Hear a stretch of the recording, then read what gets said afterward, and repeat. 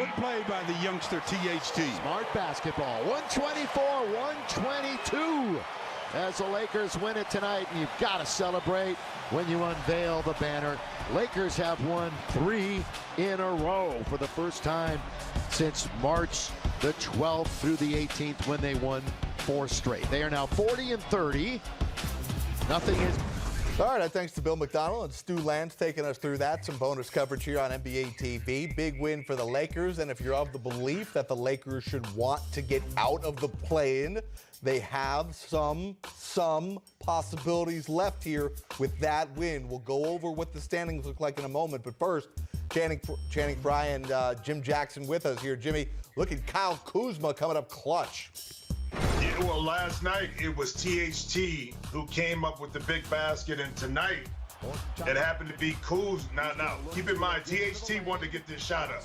He wanted to get it up, but he got it out to Kuz, and Kuz took his time, used his height, savvy, got down lane, and able to finish. Now, it blows your conspiracy theory, Jared. It does. This game does. Just saying.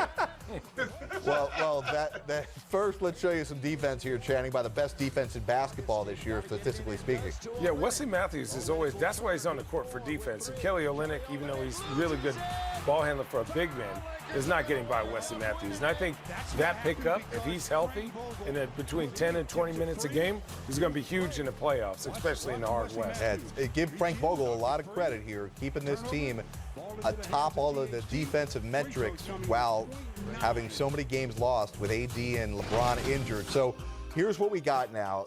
Both the Blazers and Mavericks won tonight. So had the Lakers lost, they would have been mathematically eliminated from having a chance at getting back in the top 6. If you're of the belief, again, that the Lakers want the top 6, want to get that 6th spot and avoid the play-in, which you would think would be the normal way of thinking, then the Lakers still have a shot here because they are, it says 1 game back of the 6th spot, but technically since the Lakers have lost the tiebreaker to both the Blazers and Mavericks, the Lakers are 2 games back now with 2 to play. So the Lakers need either Mavericks or the Blazers to lose, and they need to win. Correct, in order for the Lakers to get back to the top. Oof. Here's what the Lakers have left now as you take a look at this. All right, so Jim. Oh, okay, they're good. Indiana and New Orleans. All right, Jimmy, for those who weren't listening to our conversation earlier, Blazers. Do the Lakers want to get that guaranteed spot in the playoffs, which I think would be the obvious answer, get to that 6th spot, or do they want the risk of playing in the play-in where the 7 seed will have 2 opportunities to win 1 game to get into the playoffs? Or you're missing the third part, be healthy and be ready to just do whatever it takes to win another title. And I think that's where the mindset of the Lakers are. If they could get to 6, fine. If they have to play in the play-in game, fine, as long as we're healthy, i.e. Dennis Schroeder is back and also LeBron is back. AD is feeling good. Doesn't matter who you put in front of them. They feel that they're still the team to beat. Hey, man, oh man, the Blazers, I mean, if you look at how, quote-unquote, easy the Lakers thing is, they got Indiana, who's, 50-50 every game, and New Orleans, who just got blown out by 30. And then you look at the Blazers, who have to play the Suns in Denver. If they lose one of those 2 games, this is what's exciting about these play-in games. Yeah. Like, the Blazers have to win all these games. And so they have to play their full roster. There's no resting. Especially because I know for a fact the Blazers don't want to be in that play-in game. Okay, so take us through the thinking again for those who weren't with us earlier tonight, Channing, on why it may not be the worst-case scenario for the Lakers to stay in that 7 spot. So for me, if I'm thinking about the Lakers, if you're giving Anthony Davis more time, this is a rev-up game. Now, obviously, that rev-up game is versus a very good Golden State Warriors team. But at the end of the day, if you're trying to win a chip, you're going to have to beat good teams anyways. And I think the Lakers have confidence in who they are and that they can beat anybody when fully healthy.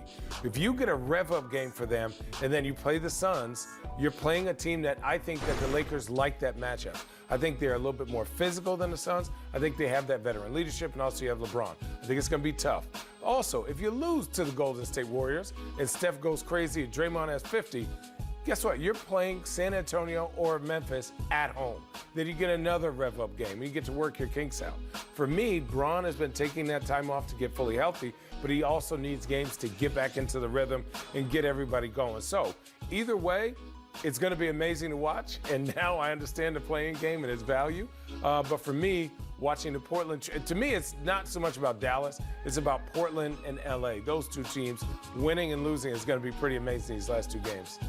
And again, to go over your thinking here, it's that the Lakers would rather take the chance to have to win one game over the course of two opportunities, whether it's the Warriors or if they lose that game, as you said, to Memphis or San Antonio, basically so they could face either Utah or Phoenix in the first round rather than potentially facing a Clipper team in the first round or the Nuggets in the first round.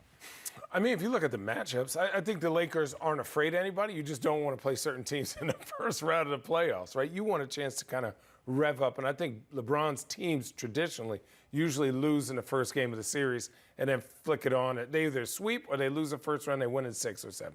So for me, I think they're not sacrificing the team's health, trying to run everyone to the ground or rush guys back just to not be in the playing game.